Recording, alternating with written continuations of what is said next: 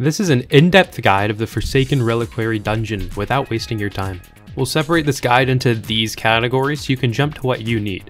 We'll start with the general dungeon information, then the Forsaken Reliquary information, the standard route for the dungeon, and the meta route.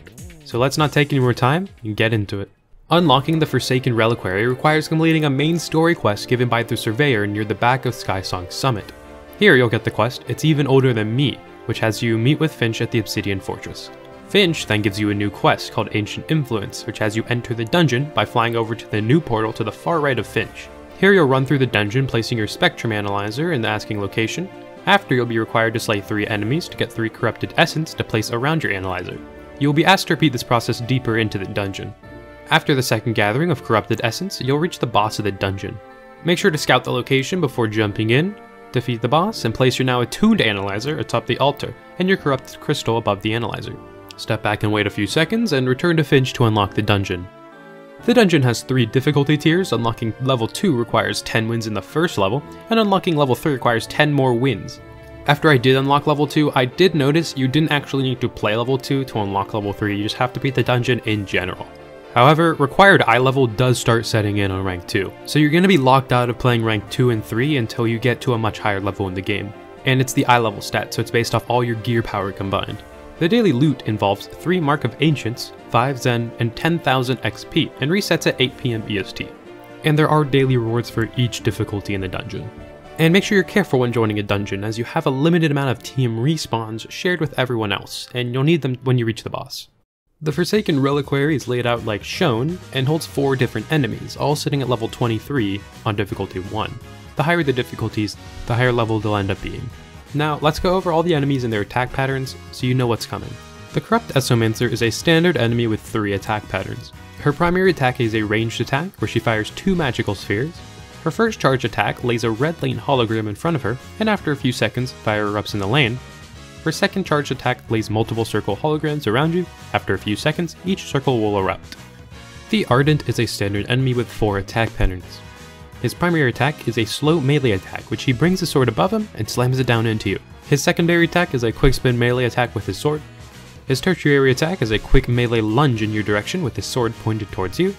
And he also has a much more rare attack where he stabs the sword to the ground, creating a purple shockwave in a large radius. The Tainted Gargoyle is a standard enemy with 4 attack patterns. Its primary attack is a melee attack where it swings its claws twice as it tumbles towards you. Its first charge attack has it get itself together for half a second, and charge straight at you, flailing its claws the whole way. Its second charge attack lays a red lane hologram in front of you, and after a few seconds it channels the power of the earth and erupts. And its third charged attack has it spawn a large boulder which it hurls toward you.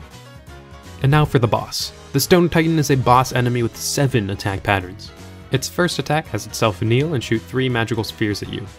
Its second attack creates 5 dangerous circle holograms, and after a few seconds, it slams boulders down on each circle. Its third attack is a simple melee spin attack. Its fourth attack has it charge up and let its power loose by shooting lasers out of its eyes, and they do sweep around, probably in about a 100-degree radius, so make sure you get behind them. Its fifth attack creates 1 circle hologram, and after a few seconds, it slams down, creating spikes out of the ground, similar to the Pillar of Earth Mage DPS Godstone. Its sixth attack marks 1 player with a red circle hologram and yellow arrows above their head. After a few seconds, it'll split the damage with everyone in the red circle. And its 7th attack creates a very large red circle hologram. After a few seconds, large spikes and a purple aura appear from the ground. And lastly, for the information, I also marked the chest locations, but mind that the chests seem to respawn every day. I haven't perfectly tested this out. I do know that the chest that appears after you defeat the boss is a daily chest. I assume the rest are as well, because after I get them, I don't see them for a while. Alright, this is the standard route. This is basically how the game wants you to play the dungeon. This will use the proper mechanics, so if you just want to know how to beat this fastest, just skip ahead to the next meta route.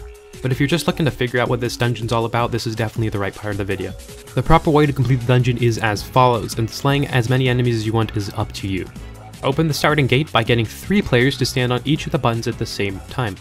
In the first area, 3 wheels and these locations can be turned to raise the lasers guarding the gate. Once all 3 lasers are raised, you get easy access to the 4th wheel that opens the gate.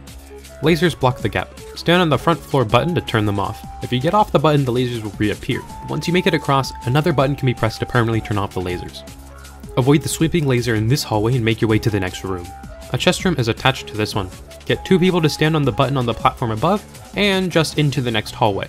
Now, I haven't actually ever seen someone do this, I just have to assume this is how you do it. I have tried pressing the buttons separately and nothing happened, so I assume you have to have them on at the same time. Someone let me know if that's how it works. After a bit of walking, you'll reach the corridor. It holds a sweeping laser similar to what you'll find in the boss room. This can be disabled by having 2 people stand on each button simultaneously. Afterwards, head to the end of the corridor to open the next door. And at this point, a new spawn point is set.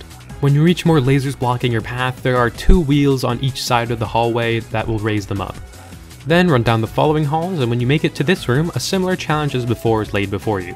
A button up top will deactivate the lasers as long as someone stands on it, and a button in the next room will permanently disable them. Climb up towards the boss room, and 1 more puzzle blocks your way. The first button will deactivate the lasers. This is not permanent, and someone must be on the button or the lasers will reappear.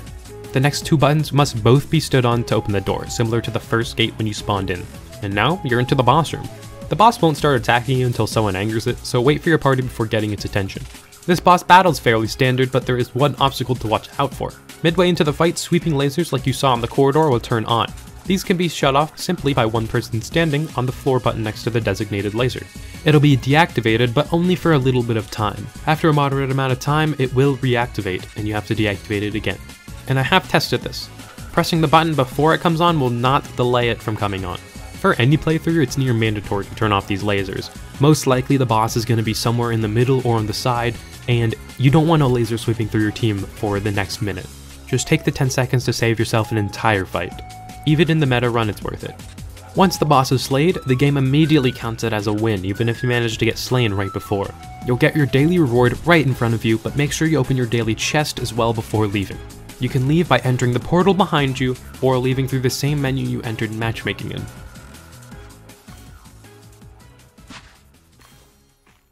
The meta route is the way most high tier Zenith players will want you to complete the dungeon, and as time goes on the meta routes can become much more common. It is really quick and easy to pull off. Once you open the gate, avoid the enemies and hug the right wall towards the door. Slay the Ardent as it will make opening it much easier. Ignore every wheel and just teleport or maneuver around the lasers. You're able to get access to opening the door without raising the lasers. At this point, remember to keep an eye on your stamina. You will not have enough to run through the entire way. This meta route pretty much involves getting every enemy's attention and ignoring them, so you will have a horde of enemies on your tail.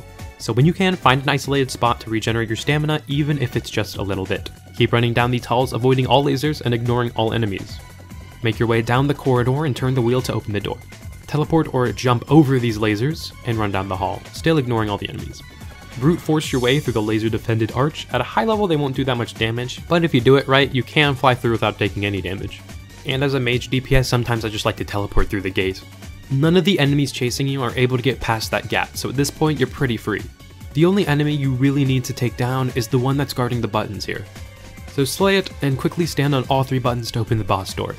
Now just glide down and slay the boss. This meta route actually only took me 2 minutes to complete, at level 2, where the enemies are all level 40. It probably would still be a similar time at level 1, but it didn't scale up for me that much, we just had a good team. And since you don't even need to play level 2 to unlock level 3, you can unlock level 3 in 20 wins or 40 minutes, which is not that much. And that's all. I do plan to make the other 2 dungeons, however the mini-maps are going to take some time because I did those by manual labor. No game files, no reference, nothing. If you do have any questions, let them know in the comments. I do look at every comment, so I will try to answer any of them that I can. I appreciate all the support, so thanks for watching.